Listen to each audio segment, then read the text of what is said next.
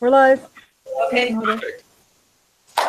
Well, welcome to our workshop on rethinking design for inclusion of marginalized learners at OEB 2017. My name is Christian Friedrich. I'm here on site with my two colleagues, Hoda Mustafa and Maha. Do you want to introduce yourself quickly as well?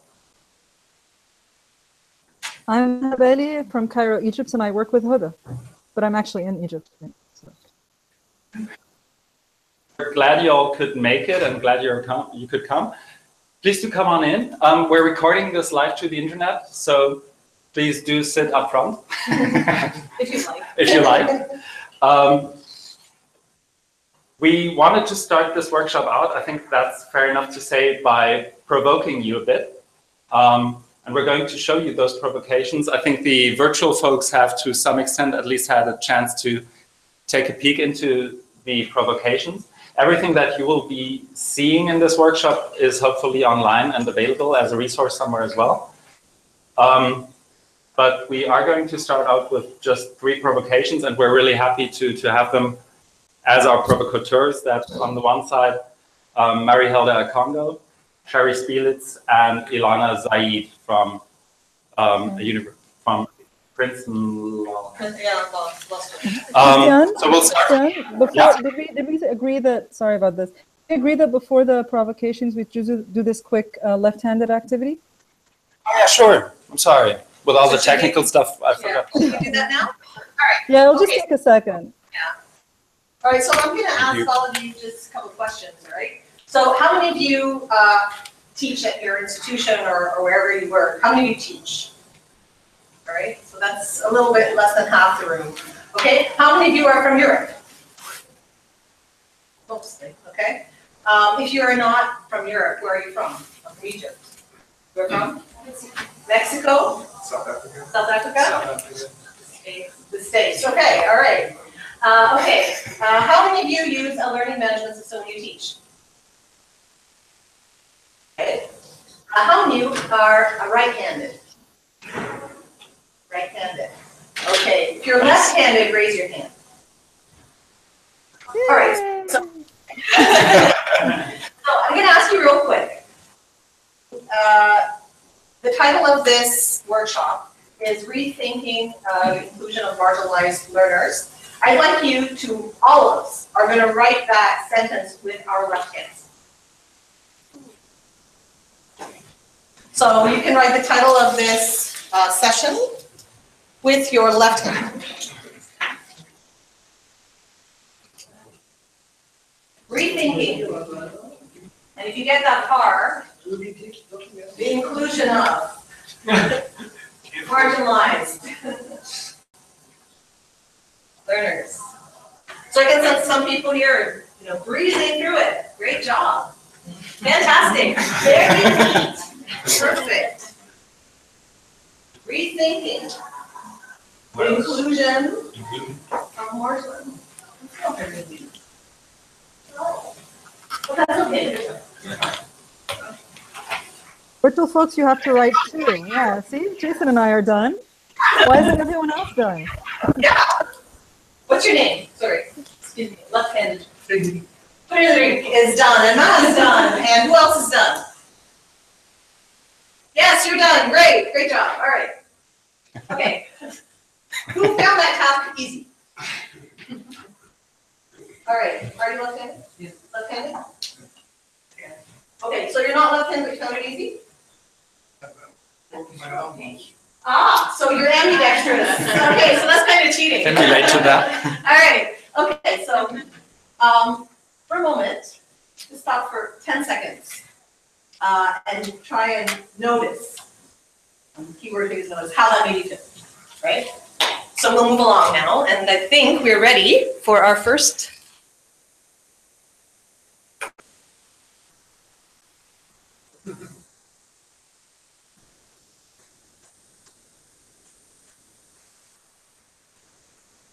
Hi, my name is Marie-Hilda Akongo, I'm from Uganda. I work with an organization called Simple Women.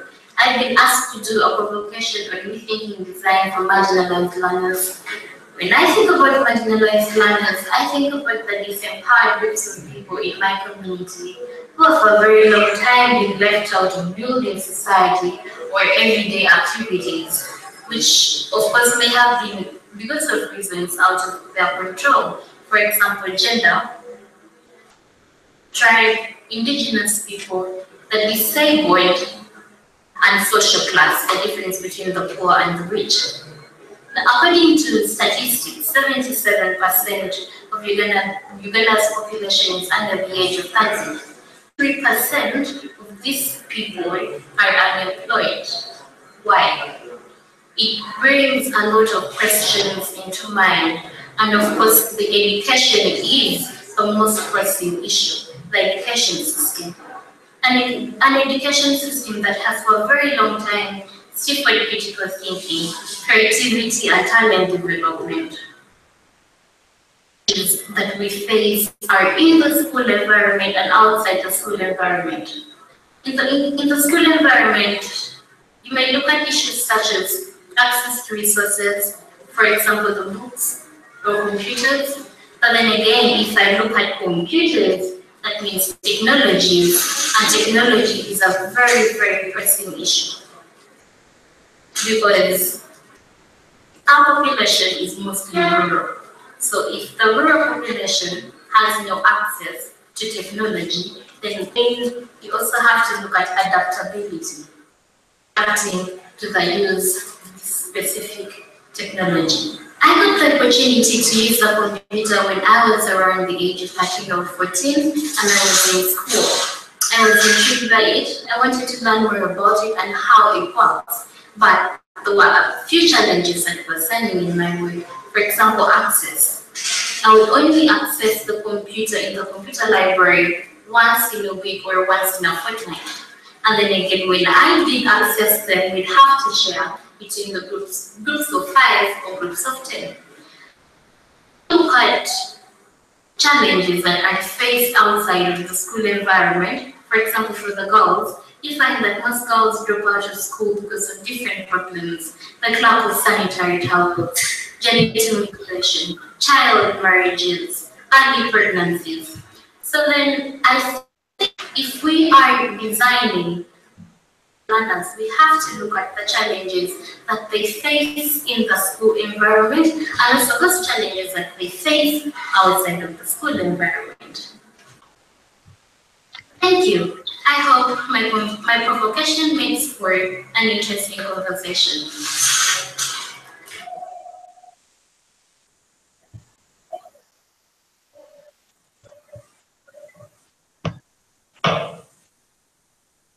Okay, so we're going to show you those provocations. We have 3 of them in store for you, pretty quickly following one another. And I'm sorry for not sharing the screen with you on site. I know you have access to the video. I'll try and do better next time. I also wanted actually to turn on closed captioning for you so that you have something to read while you listen to Mary. And I don't know if you noticed, but when I tried to do that, it's turned into Spanish and it translated Mary into Spanish, however that works. Not be helpful for us to understand Mary. I just turned them off again. So I'll try and share my screen now. Hold on.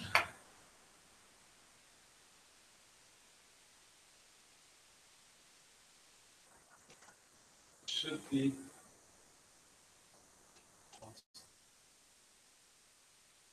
No, I think I'm. Maha, is it possible that I have to be the moderator of the session? Do that? Oh, really? Yeah, might do it. We could hear anyway, so I think it's more important that the virtual folks, you could hear well, so I think that's what you did last time. So the next provocation is by Gerry Sheila, and I just saw her online as well, I think. Yeah, she's right there. Hi, Gerry. There she is. Gerry is a leadership coach, educator, and workshop designer in Vienna, Austria. And she also teaches physical education, as far as I'm aware. So we'll be looking into her provocation now. Hi, my name is Gerry Sheila, and I am speaking to you now from the American International School in Vienna, Austria, and I'm excited to share my thoughts about how I would design a which has the aim of suppressing marginalized communities.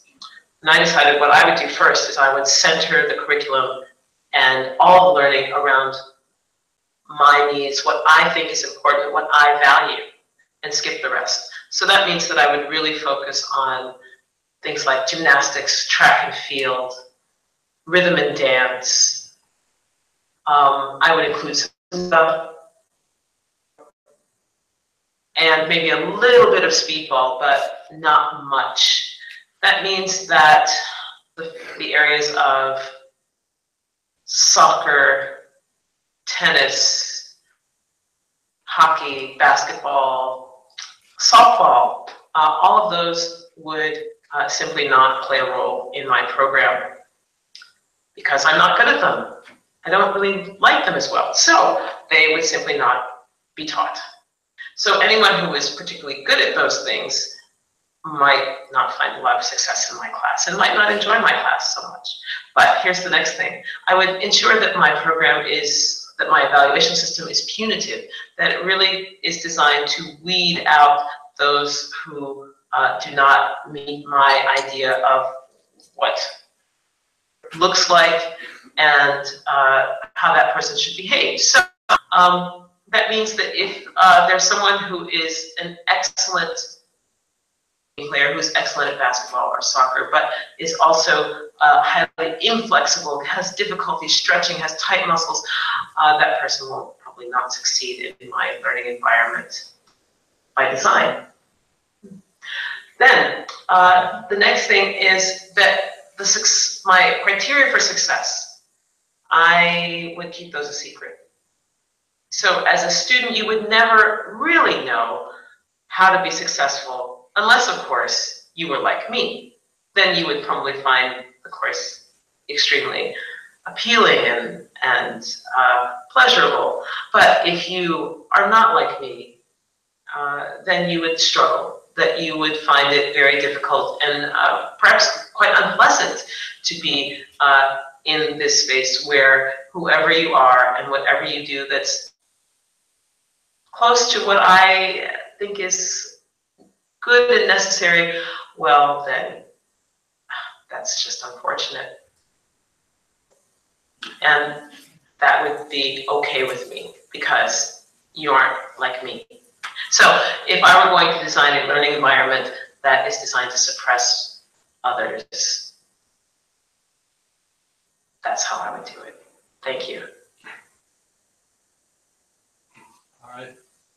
So what stuck with me personally with that provocation was this part of her saying, you are like me or you're not, and that really depends on whether you're going to succeed or fail, or that will predetermine whether you're succeeding or failing. And I'm going to make that as intransparent as possible, intentionally or unintentionally.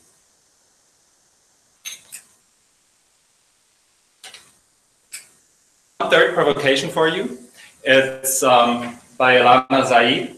She's a visiting professor at Seton Hall University School of Law. That's it. I mistook it for Princeton, but also an affiliate at Princeton University Center for Information Technology.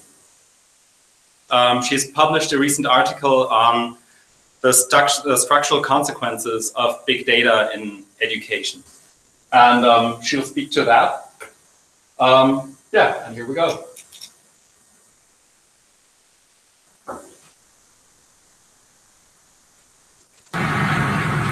Hello, my name is Ilana Zaid. I'm a visiting assistant professor at Seton Hall Law School, where my work focuses on the legal, ethical, and policy issues surrounding the adoption of education technology in schools that teaches, assesses, and creates credentials for students. I have to say that no one has ever asked me what I would do to suppress marginalized communities. And here are my thoughts. First, I would require students to have access to high-speed internet connections or expensive devices, either inside the classroom or in order to do their work outside of classrooms. many students in marginalized communities will obviously not have the resources or access to expensive technological tools or unlimited data plans. Second, I would predominantly rely on digital interfaces as the means to assess students. Research has shown that students who have less access to technological tools at home do worse on tests that are administered through digital interfaces, in part because they simply aren't as familiar with how to use menus and other parts of the digital infrastructure rather than their knowledge of a given task. Next, I would use education technology that provided minimal feedback to either students or teachers. The feedback that it did show, I would have be extraordinarily symbolic or binary rather than granular and descriptive. For example, a red, green, or yellow light indicating whether a student is at risk of failing or dropping out, or a score showing their progress. Simply having just assessment tools that are abstract like that and that don't connect to teachers' own mental models of the different skills and characteristics that they want students to learn makes it very difficult for teachers to exercise their own judgment independently about whether or not they think that the technological tools are in fact accurate and can everything they should. The fact that she has access to knowledge about these students in their physical present that computers simply don't have at this moment. I would also make learning predominantly online and outside, sort of on demand, anywhere, anytime, and not require students to gather in physical spaces. This would eliminate the contextual information that teachers use that is often so useful when they are trying to teach and explain things and to see where students are struggling. It would also create a system that would isolate learners, and they would not gain the same social networks that will become invaluable to them in terms of career opportunity later in life. Online platforms also tend to favor the students who have already learned how to learn, and students from marginalized communities may need more social and emotional support from a teacher or someone, a human, to acquire that skill. Finally, I would rely heavily upon predictive analytics based on historical patterns of past student performance, success, and career achievement. For example, 30 years ago, a predictive tool would have said that who is most likely to succeed in physics? White males. That did not so much reflect the ability of women or minorities to acquire, to perform all the tasks that a successful physicist would. They simply did not have the opportunity to even have the possibility of doing so and showing others that they could do so. And lastly, I would say, if I wanted to suppress minorities, I would strictly characterize education in terms of its instrumental value and rely heavily on quantifiable learning outcomes that can be represented and collected through data, and not think about all of the other aspects that are crucial to education that may not involve pure skill or knowledge acquisition and may not directly relate to specific labor market skills. That would be my evil genius plan, and thank you for listening to me.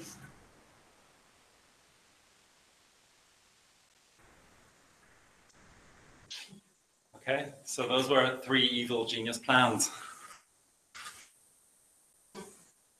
Any thoughts so far about that? Anything that comes to mind? It's a very open question on that. I'll just share with you virtual folks as well. Does anyone from the virtual side add anything? Yeah. I'm just going to let people in the room know that there's a participant from Kenya who's been trying to join us virtually, and apparently Google is probably blocking her. So that's our first step in not including marginalized learners already. Does anyone here have thoughts on questions? I know several of you watched them ahead of time as well.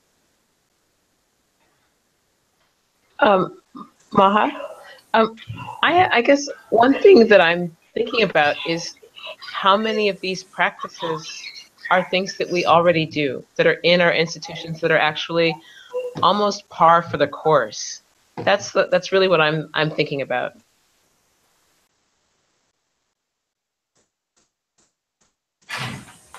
So how many?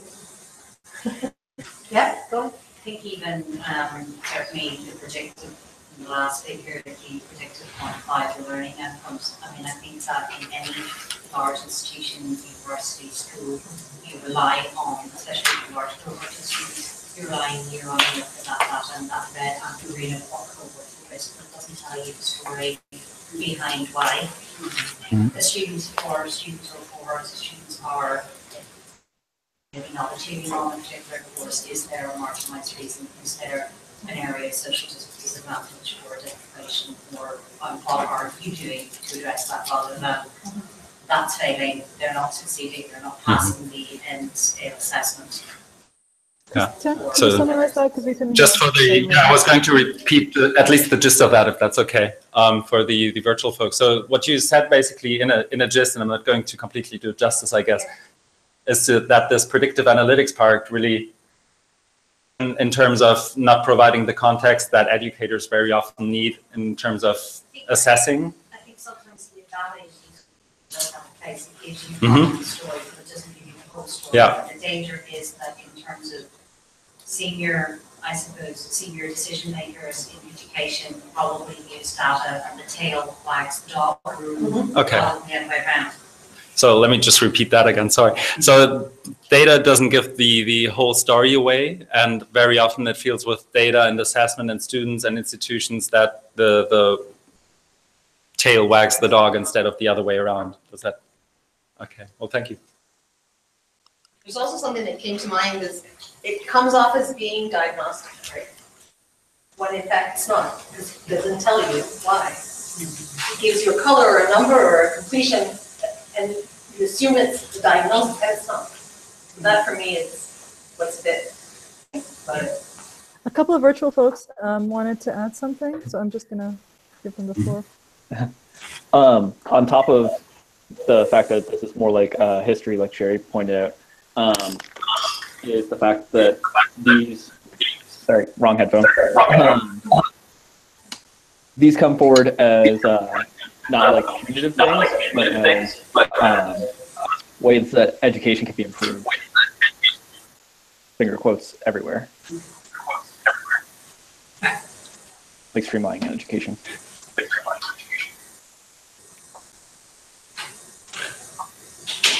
So I think that I want to pick up on where Jason was going with that. We're faced with a system that is designed off of people who've been successful in that system. And so it perpetuates on and on kind of the same things. We teach the way we learn. We set up our classrooms the way we've learned because that was what we were successful in. And I think that all of the provocations for me, it really illustrated what happens when we don't pay attention to the fact that the people in our classrooms or the people we want in our classrooms, because they may not even be there, are not the same. They're not in the classroom, or they're not being successful because they're not the same as maybe we were when we were successful in that classroom. And so that question and that constantly stepping back and saying, okay, this worked for me, but am I asking my students what works for them?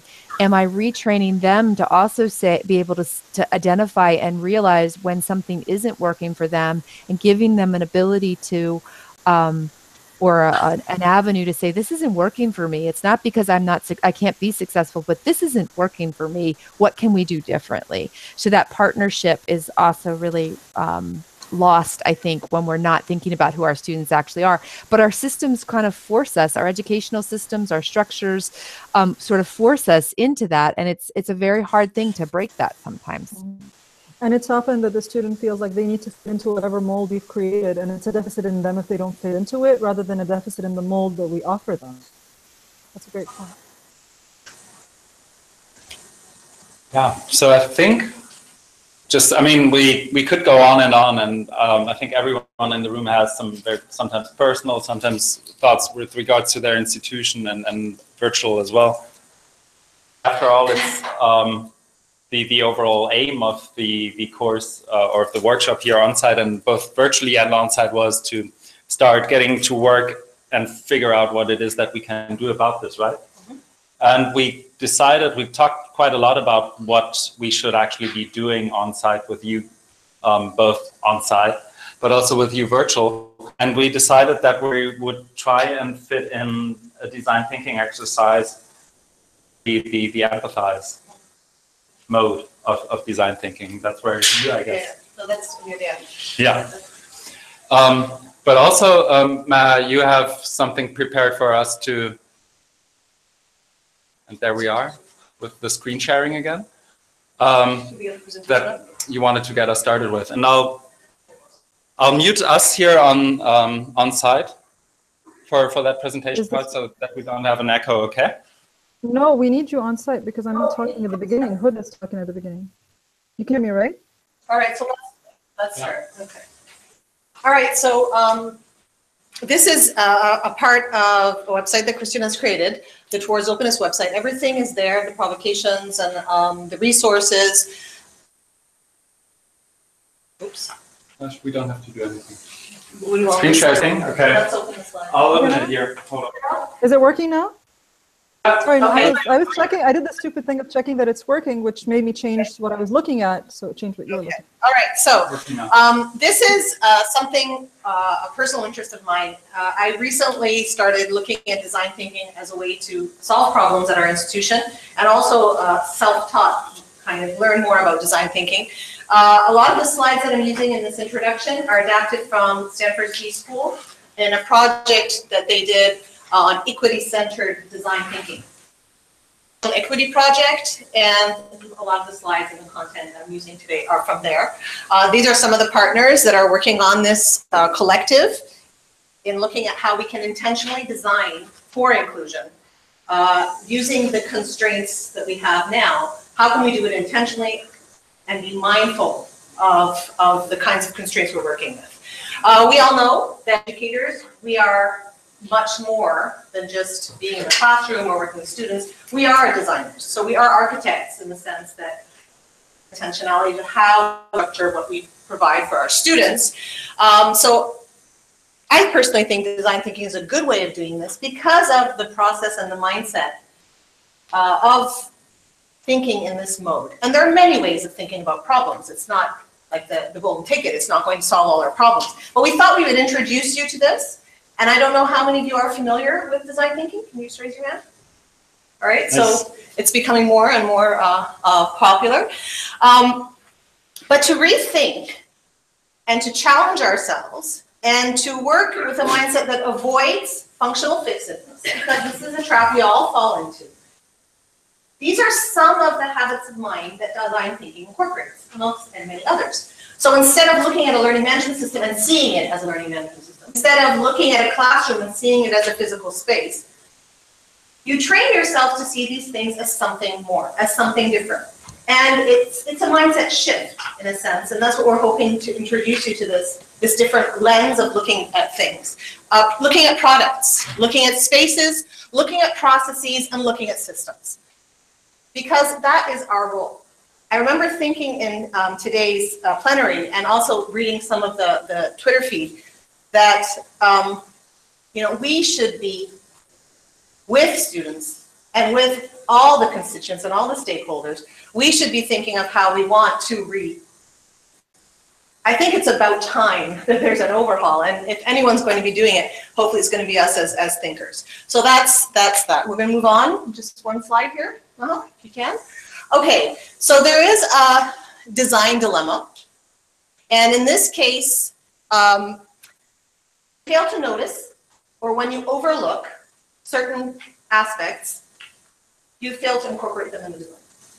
So what the Equity Project, the National Equity Project did, was build on the design thinking model of empathizing, defining, ideating, prototyping, and testing, and then the iterative process of that, to adding 2 nodes to the design thinking process. And you'll understand why they thought of adding these two things. Because of this failure to address of systemic problems that we have, and the example here, of course, in the United States, are many, many, but race is one of the big problems there as well, and power relationships in these contexts. Okay, can we move on, Maha? We can move on to the next one. Okay, and this is where there's a bit of a conundrum in that equity work often lacks the intentional and powerful approach to design and apps. And again, I'm just posing this as a question, not a statement, that this is a field in which we need to innovate and be more creative. And design thinking by process is often helpful to get this idea flow moving. Okay?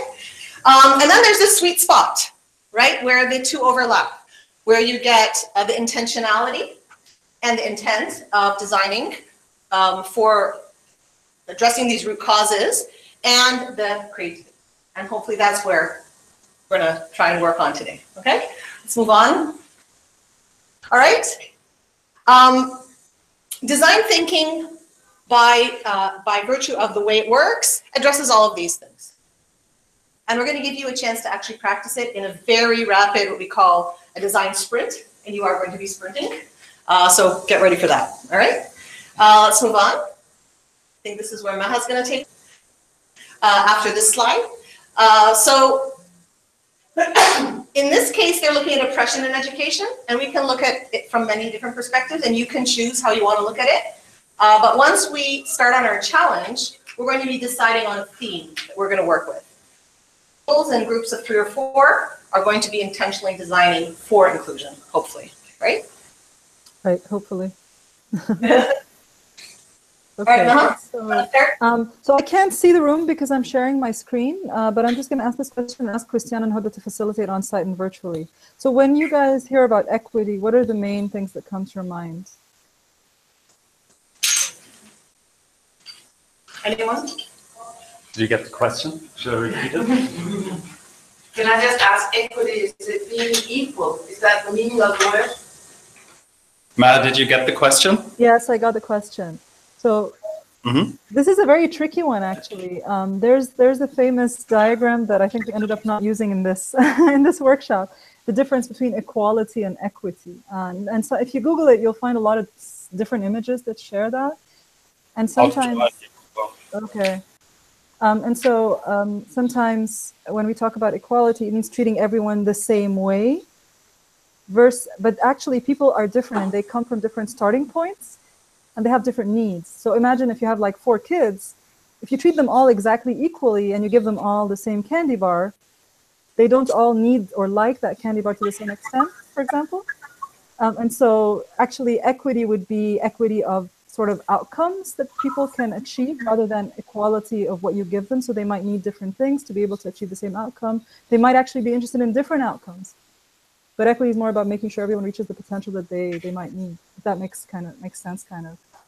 Yeah, so it wouldn't be, I think, for me, the same as equality. Yep. But that's not all that equity is. I mean, I think maybe other people might have other thoughts on equity. Anyone in the room?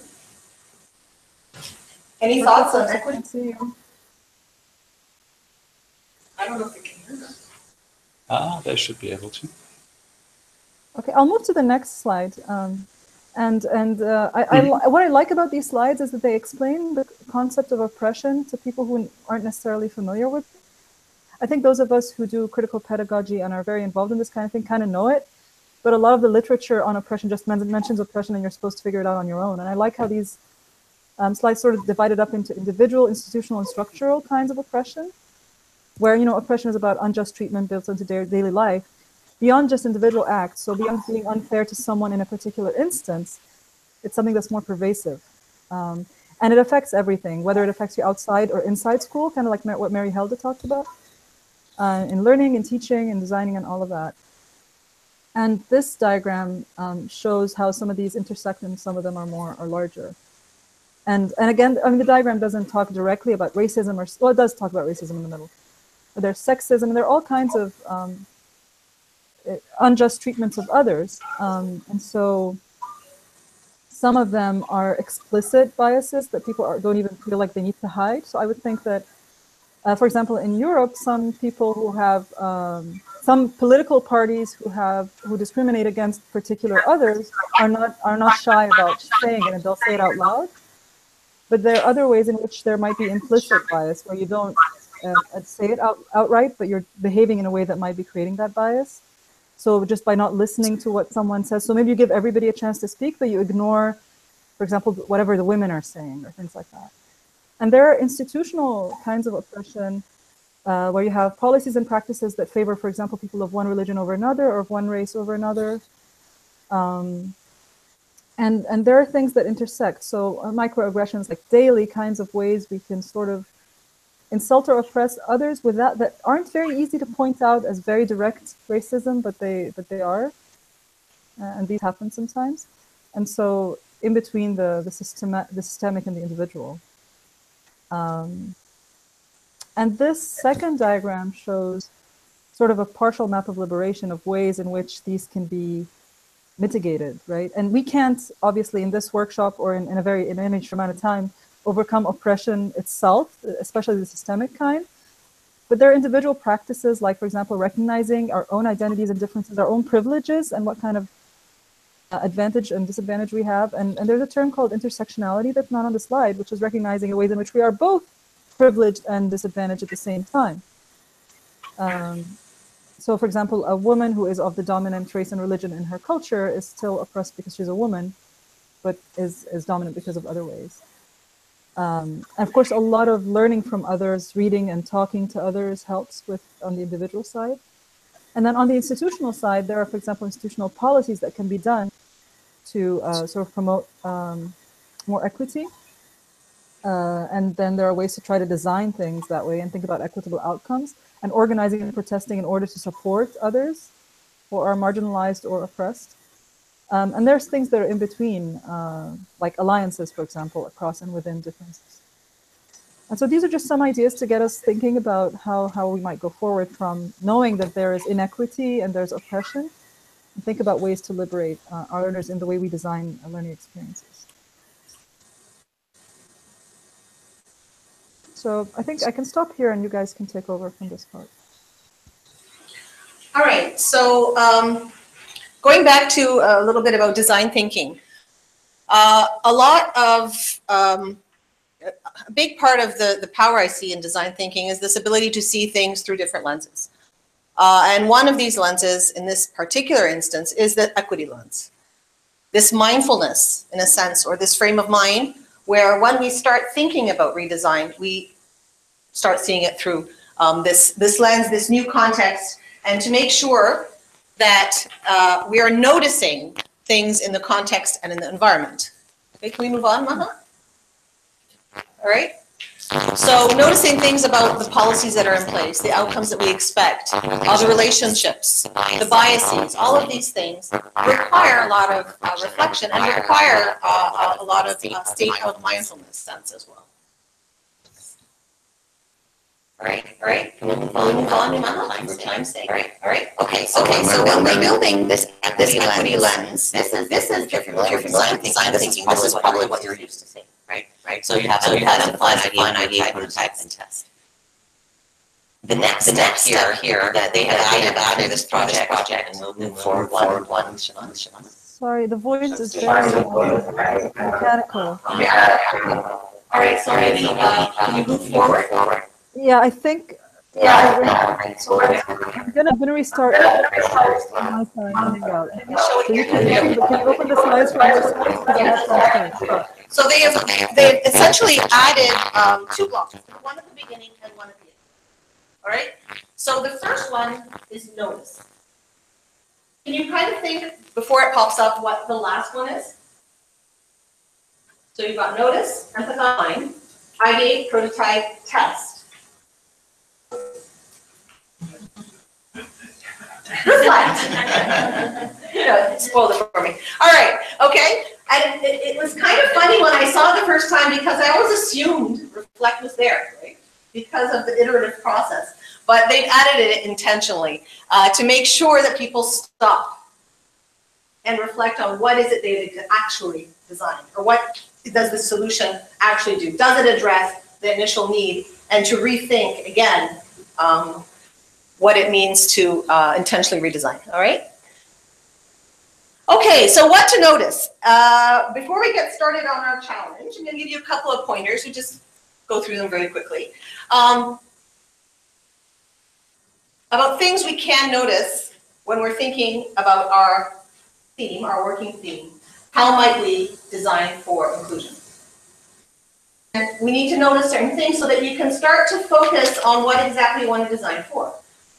What is important about design thinking is that initial theme needs to be broad enough that it allows for multiple perspectives and creativity, divergent thinking, but also focused enough that you can actually get something out at the other end, okay?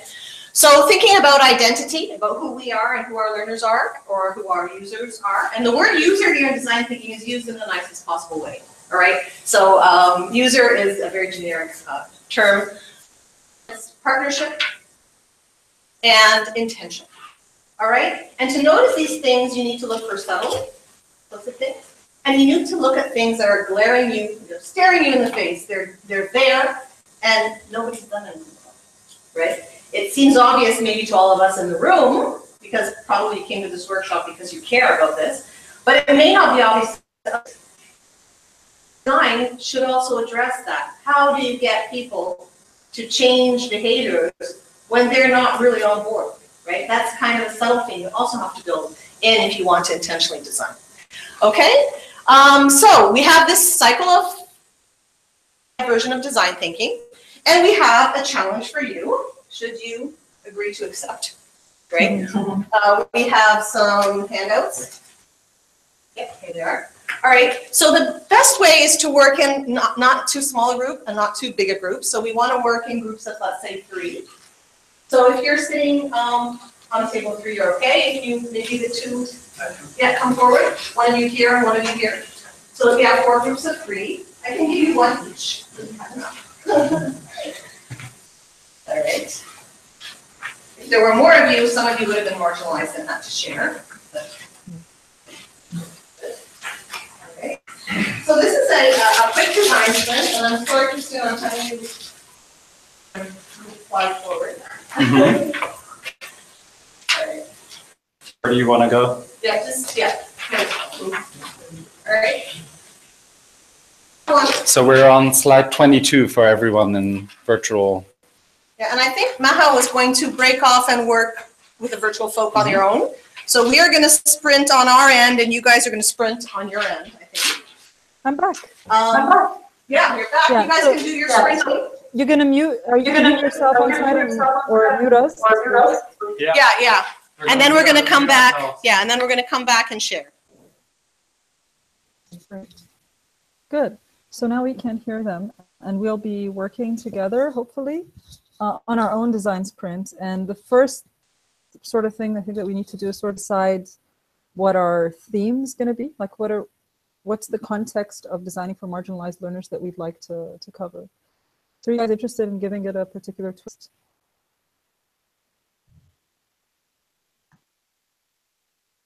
You're all muted. Go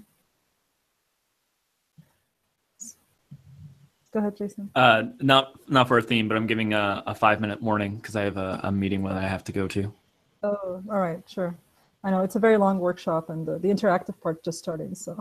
Sorry. Yeah, no problem. Do we want to give? Do we sort of want to go from the provocations and think about how would we design for the inclusion of marginalized learners in? Like, what are the kinds of contexts that we're in where we clearly see that marginalized learners are marginalized? Go ahead, Sherry.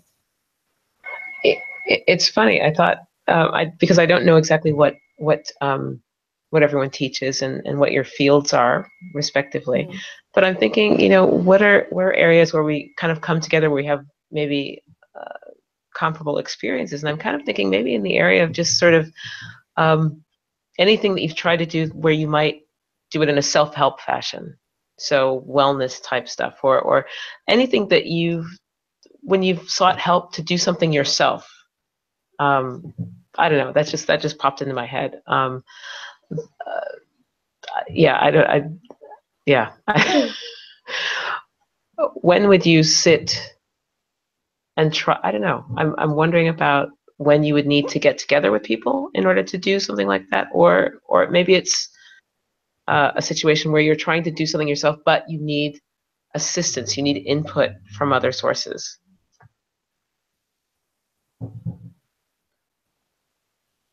What do others think? I think that's good. Self-directed studies is more of a thing that is something that we can take a look at. How do people experience it? How can it be better? So do you want to focus on that kind of thing? So in situations where learners will be doing something to help themselves in a self-directed way, how can we organize that kind of thing for the inclusion of marginalized learners? Sam, go ahead. I'm not sure. You know,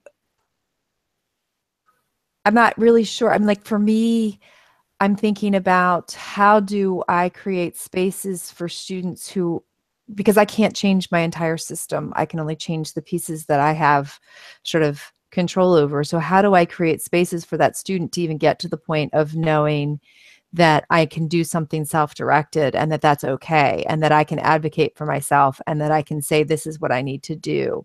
So for me, there's almost this sense of wanting to, like, if you can't even get to the self-directed part because you don't even know that that's an option for you, you just feel dumb because you're not being successful in what you're doing. You don't know how to do what you're doing. So I almost kind of feel like if we're focused on sort of classroom space or learning spaces, how do we design a learning space that it makes it safe? And you know, we talk about growth mindset and safe to fail and you know, like, you know, failure as learning experiences.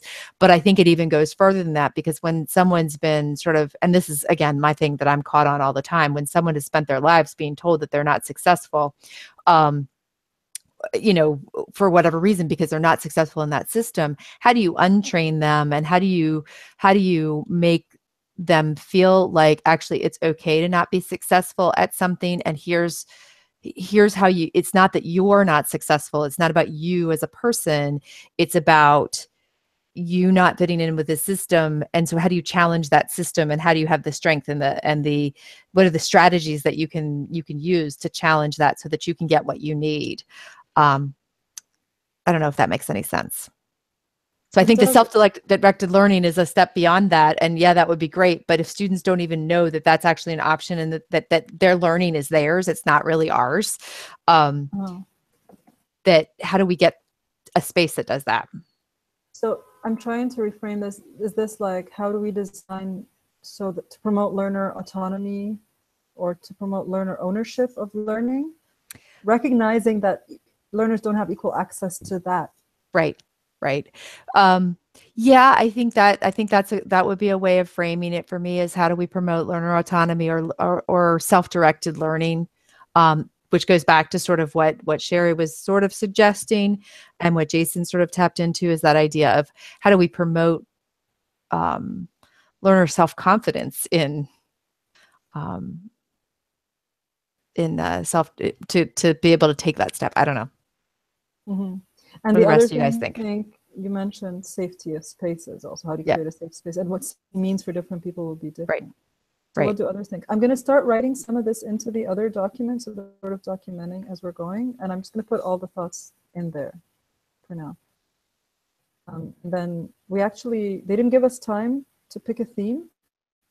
They started putting the time afterwards, but I'm just going to, I think we need like 5 minutes for that one. So I'll just give a second to reflect on where we're at now.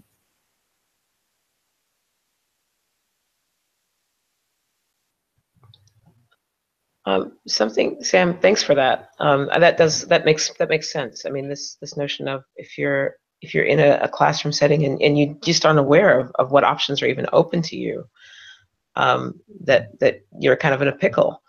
If someone's talking about, you know, self-directed learning, I'm wondering, what are some situations where we bring a group of people together and, we set up a course and say, here it is, let's go to it.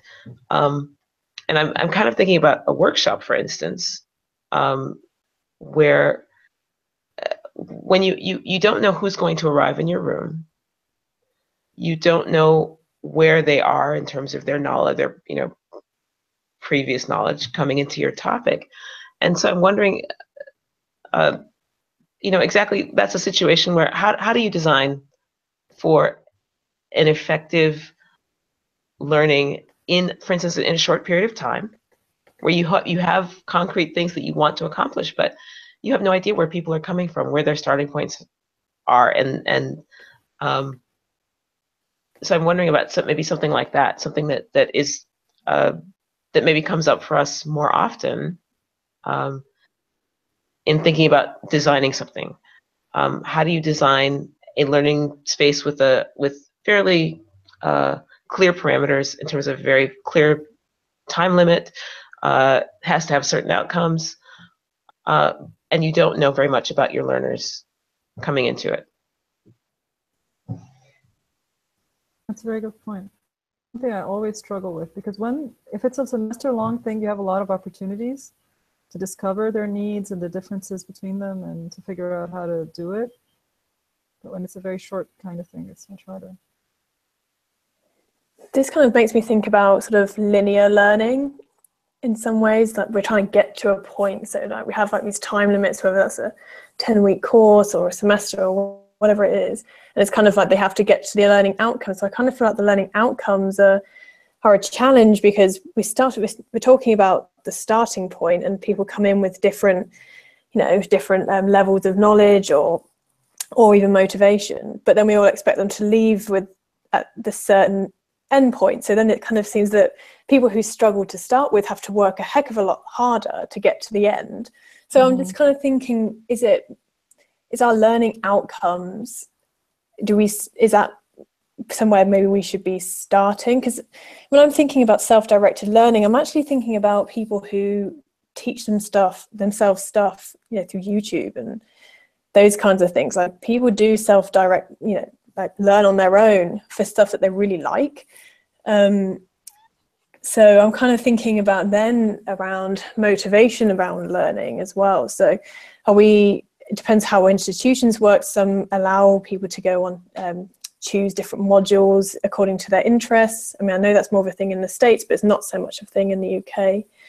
How do we then it's a systematic issue, isn't it, about giving people the opportunity to learn stuff they want to learn, and they feel like they have the skills that they want to learn things, and there's lots of issues there, but that's what I'm thinking about in terms of like the linearity or whatever it is of learning. So that seems like an issue. So I want to move on to the next part of the thing, so that we have enough time to discuss different things. So I'm trying to find something in common sort of between what we're all trying to do. And I think one of the things we're trying to recognize is there are differences between the learners and differences in their readiness for certain kinds of learning, right? So would it be a good way to say, how do we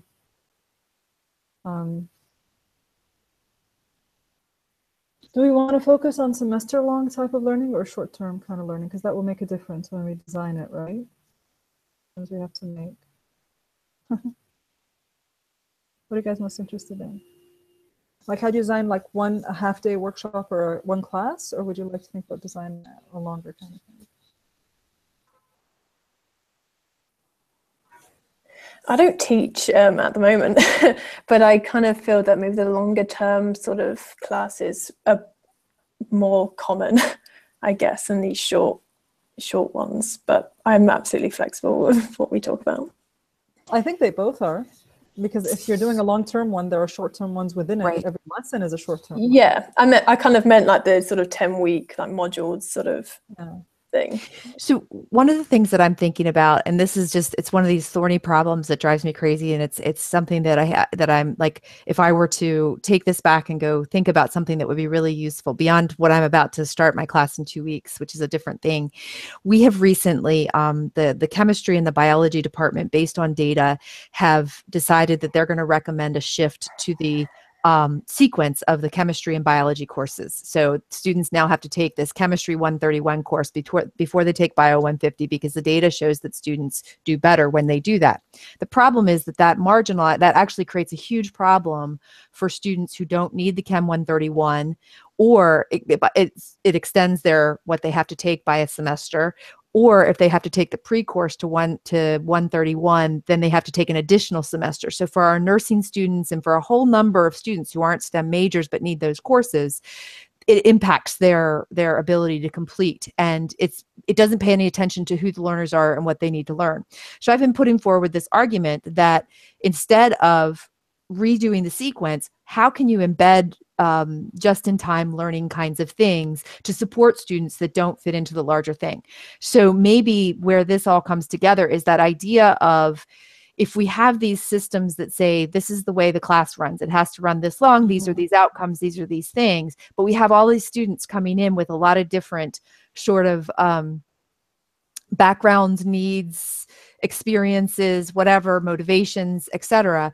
Is there a way to create just-in-time learning for those students that will allow them to succeed? In other words, leveling the playing field for them without making them have to work 100 times harder by not giving them anything different to do. So it's kind of like, you know, if they're going to be successful, they have to be successful with what's there. But would it be possible to create ancillary opportunities or ancillary pathways that are parallel, that allow the students to sort of step over here so that they can be more successful? So maybe that's where this all comes together, is designing something that allows students who are marginalized to have an equitable experience because they've had something else, another path that's carved around the existing. Does that make sense? Or does that sound interesting at all? It sounds interesting and very specific and very common. Good to go with this. So how do you make room for sort of I don't know if that hits kind of learners who may be marginalized with this. Adaptable, flexible. Yeah, I like the way Sherry just articulated it. Okay, because I was looking at the doc. Building in flexible spaces to address student experiences and needs. Okay, let's call it what Sherry just said. So building, it's in the second slide. I could just copy paste, actually. I can do that. Is everybody looking at the slides? Because I'm going to just move on to the next question that's there, which we have about 15 minutes to talk about. So I'm going with this building in flexible space to address, I'm going to add just different student experiences and needs, and I'm going to add equity so that we have that. And I think we're going to, I probably jumped ahead a little bit into making the theme very specific, but I think it was useful to have this discussion.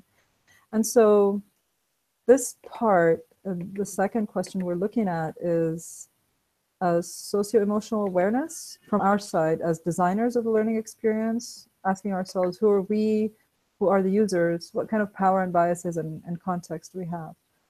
So obviously we all have slightly different contexts. So let's maybe in this context, I don't know, I'm a faculty developer, so I teach, but I also support other people. I don't know, what about Kate and Sam? I know Sherry teaches herself. I don't know, do you also support other people, Sherry? Muted. You're muted. You're muted. We can't hear you. Yes, and yes, I think I do. that may be up for debate. And I'm trying to think of how I do that within my institution. And I want to say that the support that I offer and provide in my institution is informal. That it comes in the way that someone may seek me out to have a private conversation about something that's going on in our space, but not formally, but that informal support is very real and very tangible. And yeah, so. What about the rest of us? Yeah, I would probably agree with Sherry there, because I mean, I'm now not teaching, but I am part of a PhD cohort, so I'm actually now a learner, which is weird. But the same thing kind of goes, like when you're learners, you support one another. So while I have certain skills, there are other people with other skills, so I seek support from them and they seek support from me. And it's not just about what skills we all have, but then it comes to, you know, emotional support. It's very difficult learning new things, and there's lots of challenges, and I think that's a very important part of learning, is kind of being vulnerable to not knowing stuff, being strong enough to be able to kind of admit it and seek help. So yeah, I think that kind of comfortable, safe environment to kind of step up and be able to say that you're not comfortable with something, and seeking out people who can emotionally help you through that journey as well. So. And I kind of have all of those sort of viewpoints. I do workshops. I support faculty in informal ways as well as through workshops, but I also teach, but I also design, I also run a program. And so I'm interested in the student success of all the students in the program. So the example I raised was an observation that I'm coming from, looking at it from a program view. And part of what I recognize is a discrepancy between, you know, kind of, I also bring myself as a learner to that, and the frustrations of being put into the into that same sort of situation where I don't know how to get the support that I need or what I need, and where it feels like the system is not supporting what I need. So, but I think from a point of view bias, or from a bias perspective, I think that, you know, we bring our personal expertise to it. So when we bring that personal expertise as the content expert for the course, if we're trying to design those other spaces, that's an important piece to note, is that we bring I don't know, I guess I'm lost as to what we're actually supposed to be doing here, so I'll shut up. We're supposed to just sort of build towards the question that we decided to talk about, but first asking ourselves who we are. So when we're interested in building in flexible spaces to address different student experiences and their needs in an equitable way, we need to ask ourselves what our role is going to be in doing something like that. And the reason I asked if people teach or support others is that I think if we're in a support frame, then we're one step removed from the actual students, versus if we're the ones teaching. Mm-hmm. So that's why I was asking. So I think focusing on, I think all of us sort of have a support role as part of what we do, because even when I'm looking at it from a systems perspective or from the program's perspective, it's not necessarily, I can set aside my teaching piece. Yeah. And so in that case, so I don't like the word users, and I've told Huda about this, but design thinking use the word users. But I would say, who are the people? I'm just gonna change this one. Let me see. But anyway, how are the people we're designing for, right? I was writing this right now, I'm thinking for or with, like, because I just started suddenly realizing that we're talking about people we're designing for, and we're not asking them what they want. So there's already that question of power, like the power of who gets to design. And I'm thinking, should the learners be involved? How do we? So that's an interesting way to shape that question. How do we create a process by which students are engaged in designing supports for themselves, or with, you know, as you know, or something along those lines? Because I agree with you. I think that's part of the I think that's part of the challenge that we face, that's part of the problem that we face, because we are in a system, and it is a system we have the power to impact that system, even if our power is somewhat maybe more or less than others. we still have more power than the students in that system. What about the question of biases? What kind of biases do we bring to the table?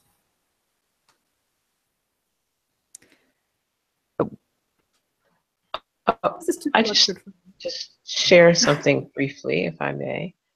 Go ahead. You okay, Maha? Yeah, it's just too structured for me. I didn't realize that until we started doing it. I feel awful. Go on. No, but something that I noticed. I recently did a workshop in a very large conference, and we had a fairly full room. And of course, as conferences go, the workshop room was set up in rows of chairs and podium and all that stuff, right at the front, standard. We had our slides and so on, and we were talking about community. We were going to have a conversation about community, and I said, is this room set up for community? No. And yet here we plan to have a conversation about community. And guess what? We're going to rearrange the chairs in a moment. But it really made me really think about those systems that are in place that we simply take for granted. They are given, and we take them on and we work with them. We say, okay, well, we're going to talk about community, but turn around, twist, contort yourself to talk to a neighbor about this thing. So we actually then did take the seats apart and made our own things. But to do that, you have to have the awareness, you have to have the bravery to say, ooh, I'm going to break some rules here. I'm messing with the system. And that's a big leap, and bigger than we often realize. So this breaking the system, not everyone has the know-how or the willingness or confidence to do. And that in itself, like putting in learners as they are and expecting them to do that, won't happen naturally. So for example, at Digital Pedagogy Lab in August, Kate Bowles and I walked into the room that was made for us, and it has those 8 chairs, but they were all facing the front. And in the beginning, we were like, oh, we have to rearrange these. And then we're like, wait, we'll leave them and see what the learners do when they walk in. But because all the learners were people who were digital pedagogy folks, they did it automatically. Like, we didn't even have to say a thing. But if I did this in my own classroom, my students won't do that on their own unless I sort of give them that, let them know that they can arrange the room in different ways, how they feel comfortable. And you just made me realize that in my classes, I usually have them sit in a circle, but sometimes we're watching a video. And then the people who just turned around now need to turn around again, and it's really uncomfortable because the chairs don't move very easily. And they don't actually go back and change the chairs because I didn't tell them they could change the chairs whenever they wanted.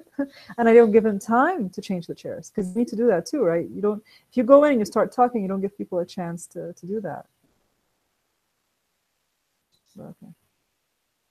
Wow. I guess just coming off that, we're assuming that everybody is very physically able as well. Yes.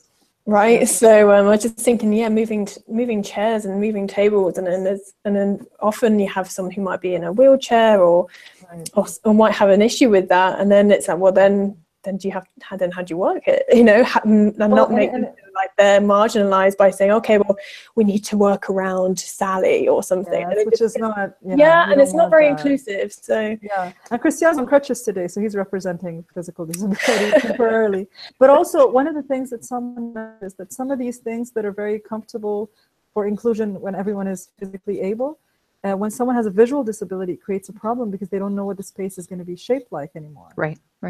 But I think there's another piece where, and this is where it gets really, really complicated, and why I think in some ways that idea of you never know who's coming in the room. So you have to, how do you create a space at the beginning to ensure that the classroom is designed in such a way, or what you're doing is done in such a way that the students, it's that with thing as opposed to for.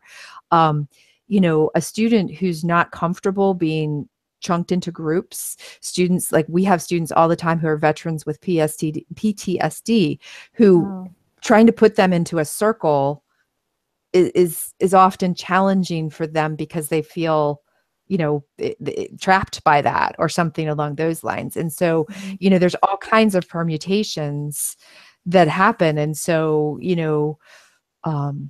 that chaos, the lack of structure, the lack of the lack of continuity can often be really challenging for people who are handling, mental health issues.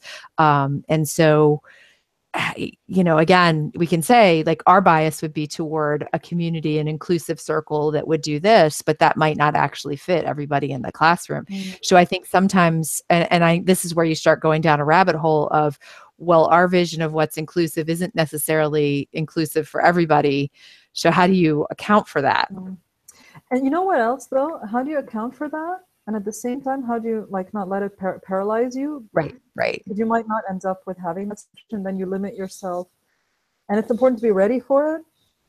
So it reminds me a little bit of what Sam was saying earlier, like how do you allow for different pathways to exist so that you can meet the needs of those learners, but you don't know who they are. So how do you involve them in that decision making, which someone else was just talking about, without pointing them out that you have to work around them, but more like a kind of empowerment of letting them choose how best to, I don't like the word accommodate, obviously. Right. So how best to own their own learning, but at the same time, not put the pressure on them and be ourselves willing to do as much as we need to do.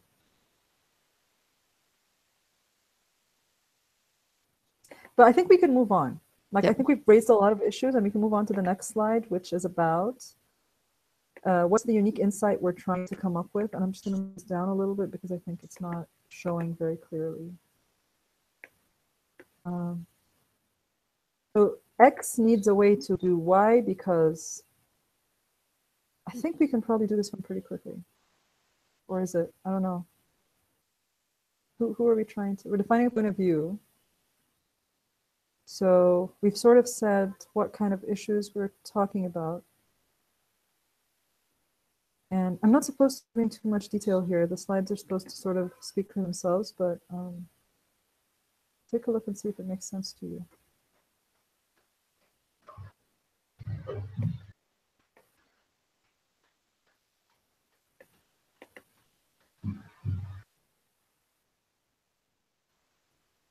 So what do we say? Would it be something like teachers need a way to, I don't know.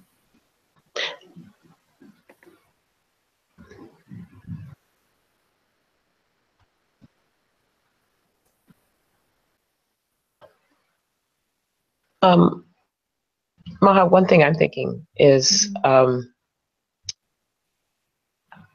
how, of course, I'm thinking it now, it's gone. It's how do, I think it's about making learners aware, that they have options, and then what those options might be in terms of structuring the learning environment to their needs, to that there are adaptability options built into the course, and that we find that there's a way to communicate that to students, and to suggest that not everybody needs the same things. So therefore, it's the beginning to initiate a dialogue and an understanding of that those things exist and in what forms they might exist. I actually feel like you kind of said it in reverse, right? I mean, you said what you want in the end, and then you move backwards into how we would maybe do it. Am I right? So it's kind of like teachers need to sort of start a dialogue, initiate a dialogue about this with learners, so that together they can imagine the ways and make sure that everyone understands them. Does that make sense?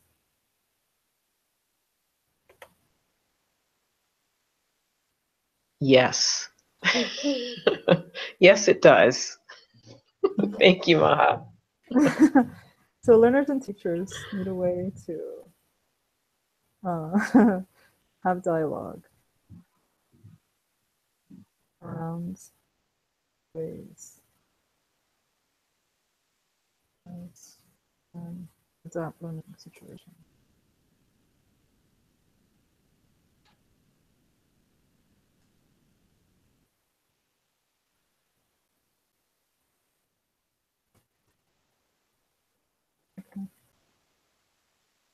We're doing this because,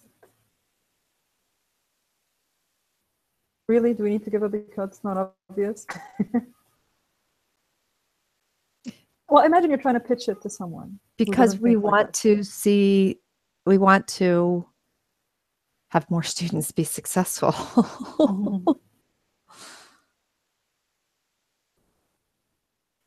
mean, that's sort of the yeah. I've just changed it to students with different needs be successful. yeah. It's not just a matter of numbers. Right. Yeah. More students. We want to ensure student success for a larger number or a wider variety of students or more diverse.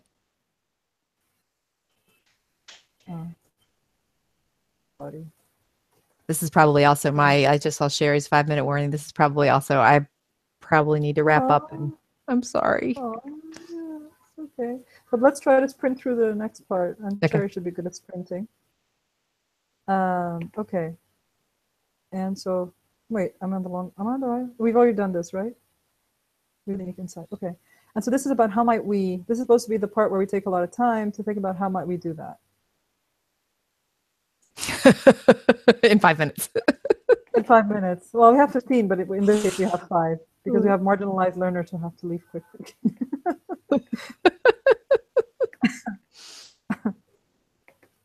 So how might we do that? I'll tell you what, the fastest way to do this is we all type at the same time.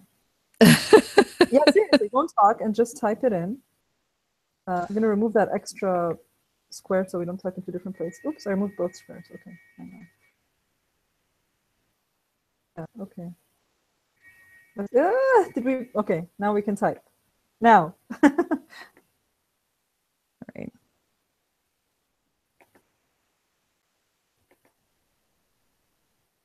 I'm trying to figure out where we are. We're on slide 6. Are we on slide 6? Yeah, I'm going to write somewhere else because I'm afraid of overwriting. Okay, there we go. Okay. Okay.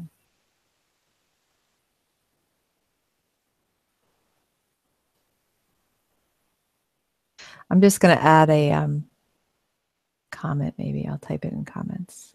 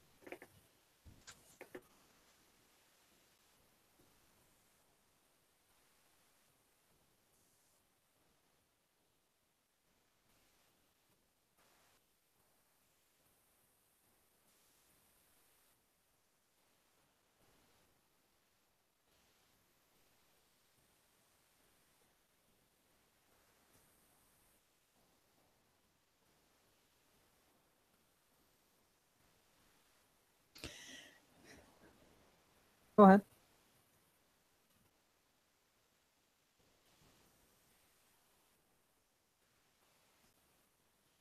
One line.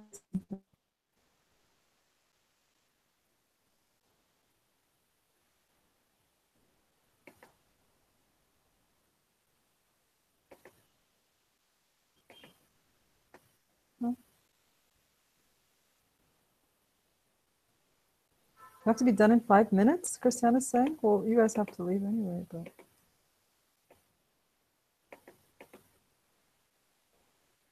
But you know what? I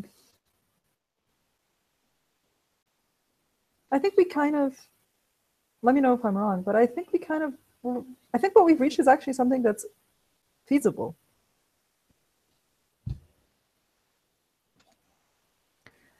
Right? What do you guys think? We're typing, not talking. Yeah, but we can talk now because we have to. Christian said we have to go in 5 minutes. I mean, everybody has to stop in 5 minutes, not just you guys. So we want to make sure that we have something we can present on your behalf to the rest of the group. Yeah, in about 3 minutes we should be ready, Christian. Yeah, should be okay.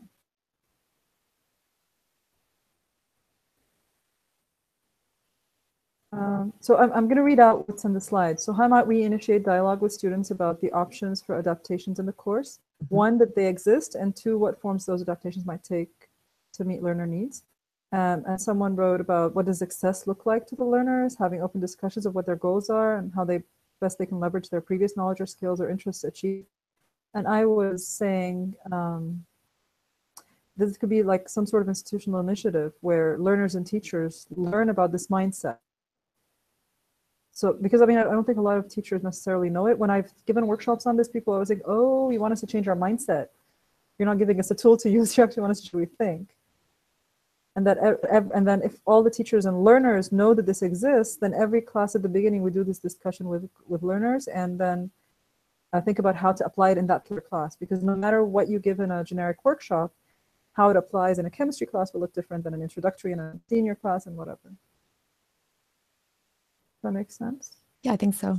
And I was just using the UDL framework. Familiar with it? Mm-hmm. Because it reminds us to think about both the way the course delivery happens, the way students are allowed to express themselves, and also the way the way the course meets the student interests.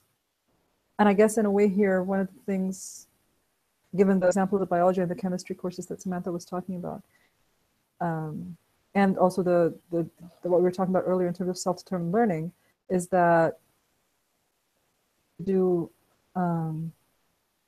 also need to keep in mind not just learner interests, but learner needs. I think UDL doesn't say it explicitly in that way. I mean, it's obvious, but it's not spelled out that way. And that there should be just this idea of different pathways, right?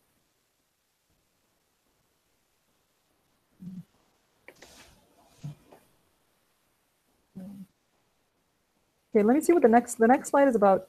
Drawing, visualizing, or storyboarding our idea. But I think what we did in the slide just before, where we were brainstorming, is almost an idea, because we don't have time to go through more ideas. And so I can totally imagine a prototype. What would it look like? The prototype. Would it be a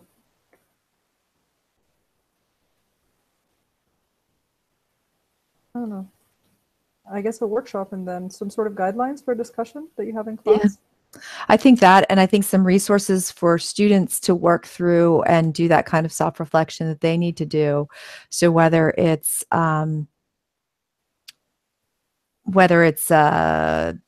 you know, a specific so we're not marginalized. Oh, they're back.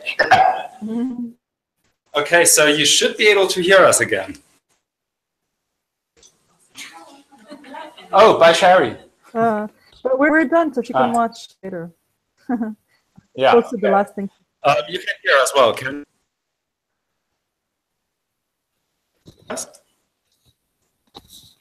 Maha, can you hear us? Yes. Okay, you go ahead. So you pitch first. It's your turn to pitch first. Okay. Samantha, shall I share this? And Kate, shall I share the slides and one of you guys pitch? Read out what we do. You can just say it, I think, without slides. Why don't you just say it? You both muted yourselves. You can take this one, Maha.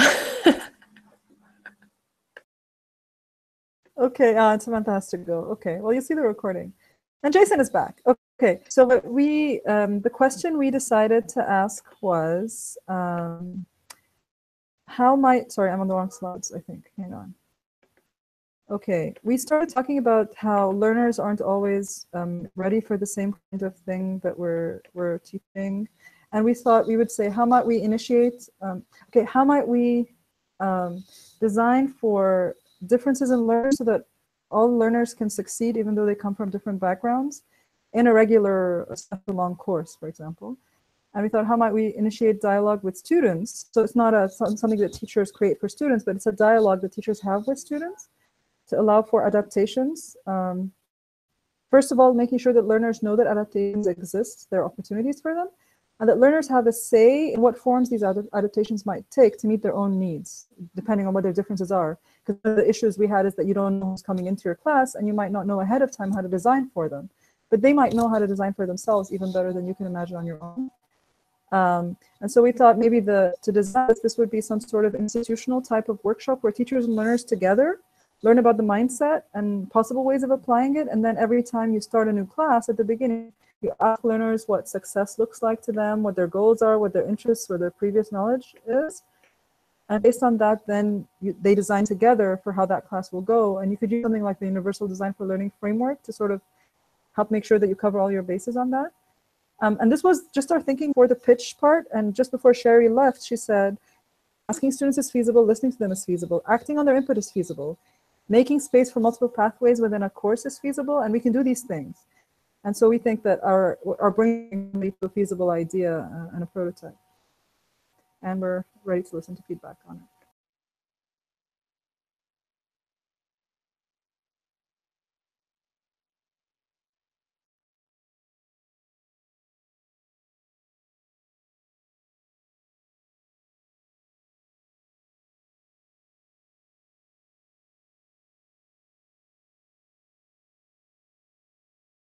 All right. All right. That's on me. Sorry about that. That's okay. So I was going to say, this sounds like a lot of work. So how would we get people to get on board? How might we get people to adapt, faculty to adapt, to jump on board and do this? So that's in your reiteration, maybe we could build that into it. And don't say merit awards or rewards or incentives or more money or whatever. No, there has to be some intrinsic motivation. When we were writing the part of because. Yeah. Do you want to come to the front so they can hear you? I guess my other question, or thing to think about for the next iteration would be, how does this not mean if there are 20 students in the classroom, 20 different sort of learning plans? How are you still able to have an engaging, holistic classroom and learning experience at the same time? That's a good question. What do you think? Anything else? So as designers, you should be, soaking up this feedback. So whenever you get feedback from an audience, it's always very valuable. All right. Anything else? Any other thoughts? Okay. Do you want to move on and someone else take a turn at pitching? Do you guys want to start? You want to start? Who wants to start? Paul? Yeah, come on up. Or come on down, or whatever. Both. All right. Paul is here, Maha. Hi, Ma. Great to be with you. Great to be with you too. Let me just, oh goodness, I got lost in myself. The situation I was working on was my adult, unemployed, Black, first-generation student needs a way to sustain themselves during their studies. So the issue is not getting access to higher education or paying the registration fee. All that has been done.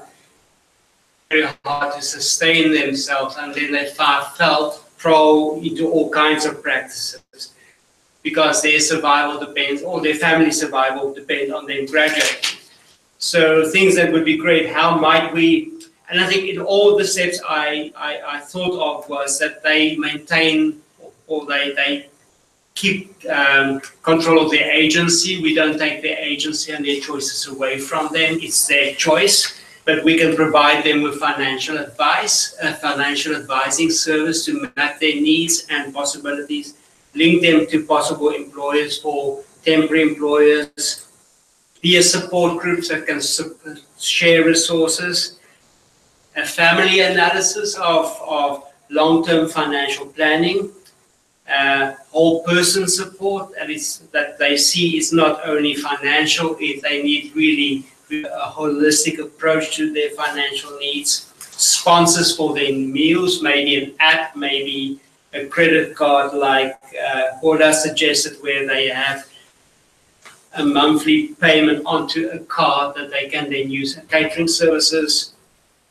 access to laundry services, and then a negotiation with mobile data providers for free data for these students. So that is what I thought of. So my picture is a student in the middle with all these possible networks, and we support them in their choices. We don't make the choices for them. They're called student web, because that looks like a... This is a learning management system. It's got the student in the center, though, okay? So it's... Okay. Thank you, Paul. Any feedback from the virtual end? Any feedback from the room? Is it an LMS of the students at the center? I'm worrying about that M. Does it have Lego blocks in the picture as well? Or a piece of a puzzle. Yeah. Yeah. Okay, so my feedback would be that a prototype could look, or could possibly be something that, like you said, agency. So it gives them, they decide, maybe a point system, maybe a way where, you know, you can use these points for laundry services or catering or bus tokens or whatever. But the problem would be, you know, where does that money come from? And I think the innovation would be, how might you, in another iteration, come up with a way to change the currency, to find a way where it's not money, it's another kind of currency, and that's where the creativity. Quantified. Yeah. Bitcoin. Yeah. Bitcoin.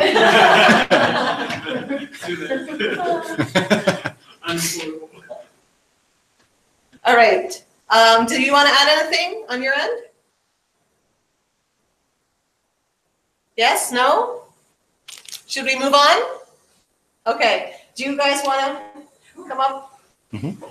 Tell us what's your your challenge statement, your wish list.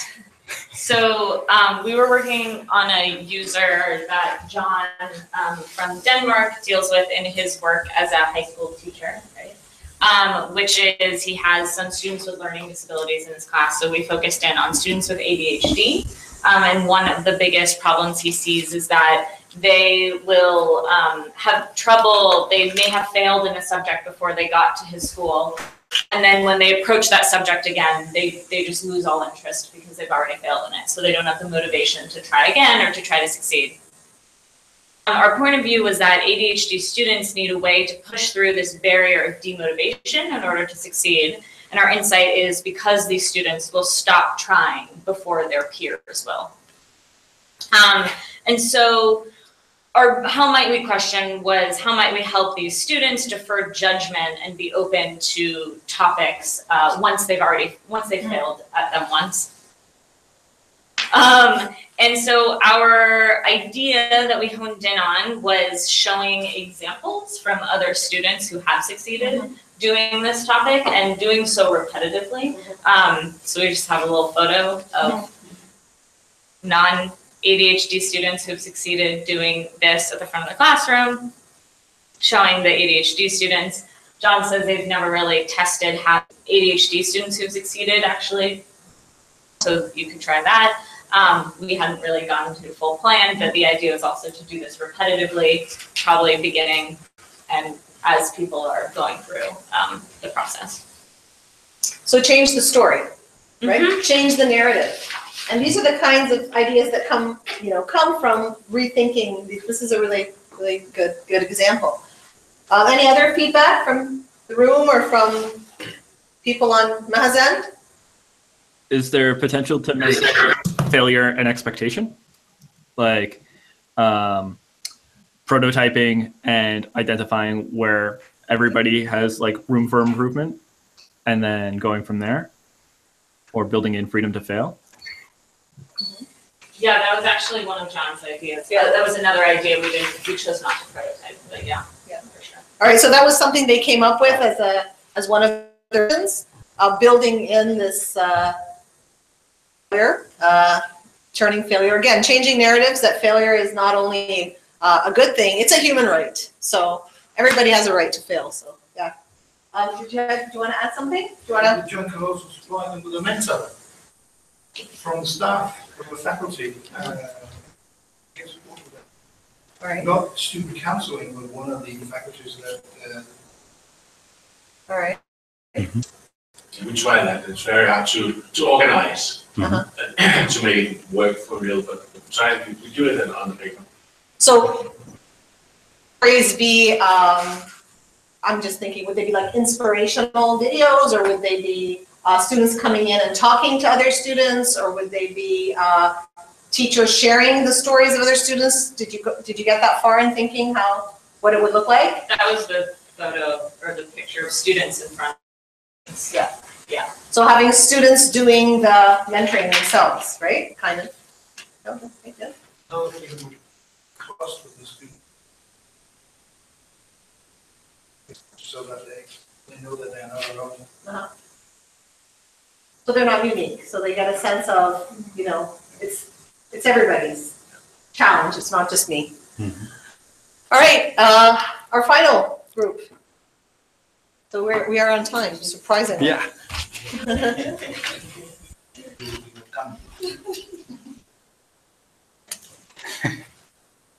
All right, you can just sit here. Okay. So they can see you and also. Oh, they're seeing me. I thought it was me only seeing them. Okay, but my group members will come in some of the areas. On our side, our theme was inclusive learning, and then was how do we? Sorry, I hope I'm not skipping something. We looked at how do we design a course that can support, that is flexible, can be supportive to the learners, and our campuses are easily accessible to all kind of learners, those with disabilities and those with none. The things like designing flexible course activities, where you'd have students can take courses anywhere, whether they are on campus or off campus. And then in what formats, probably in audio format, or they can have video or hard copies. They could easily get, but it's the same content that is being shared. Then we also looked at the infrastructure that could be available on campus to access the different service areas for those with disabilities. And then we looked at how much might we do it. We looked at how might we redesign the campus, because it is already there, but now how do we redesign it to be accessible, supportive, and flexible for all learners? Wouldn't it be great to get, for example, additional funding from government in terms of to support all this infrastructure and maybe facilities? Then wouldn't it be great if we had the flexible course formats? And then, of course, the processes have also great process, different values. A student comes in, they can't do this, but they can do something else. Then there's this picture. What does it look like? I'm just imagining there's this campus where... You have to show them. Oh, let me hold it into the webcam. Okay. I'm looking at this campus where I have working on with the headset. He can't see, but he has the headset, and he's able to get audio content. Then another one is seated out there, but able to read. Another one is in a classroom and attending with the others. But all that is coming with the support of government, because we are looking at the government coming in to kind of provide additional support. Yeah, maybe my colleagues also can throw in some light. Thank you. The infrastructure, we have lifts available, access all over campus for all users, and then of course accessible routes. Thank you. Thank you. All right, feedback. Right, the elephant in the room is this idea of funding, right? So how might you, or how might we, make something like this fully accessible campus, attractive to funders? That's another iteration, right?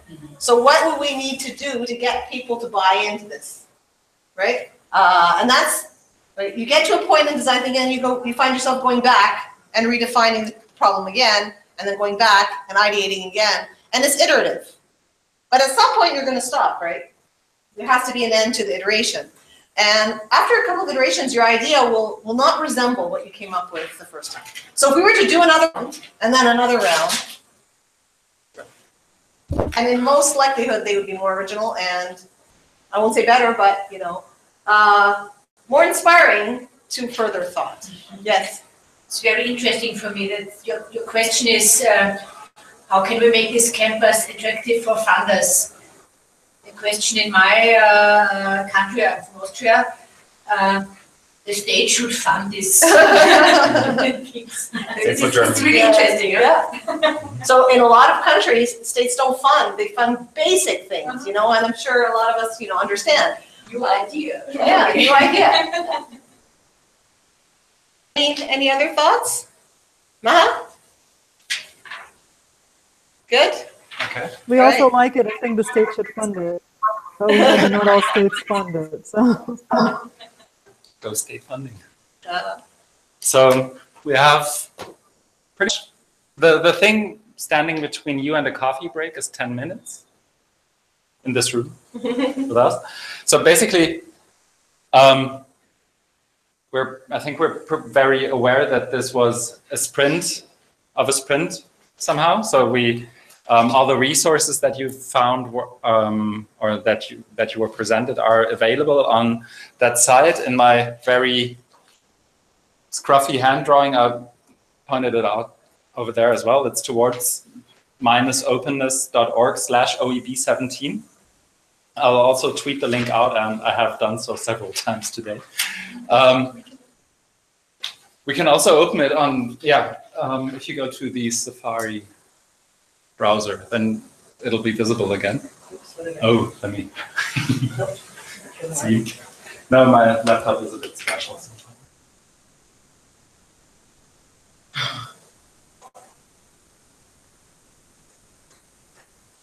But the resources that you were just presented, the provocations, the videos, some backgrounds and links, a collaborative Google Doc, which I'm not even sure if the virtual folks, did you use that?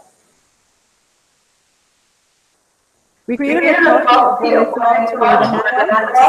Okay. And we wrote in there. Okay, cool. So there's an online document, a Google Doc that you can access with some links. There's some other resources, and I think I can speak for all of us if I say that we're happy to be thinking through with this if you want to iterate and work on this. So we'd be happy to. So thank you for putting in the time and effort to actually do some thinking at the conference and to do some work. I know a lot of the sessions are more for coming and for being with us, and I hope it's useful and that you find some way to maybe learn more. I tried to choose those 3 resources just to get you started. They're very interesting. Very interesting.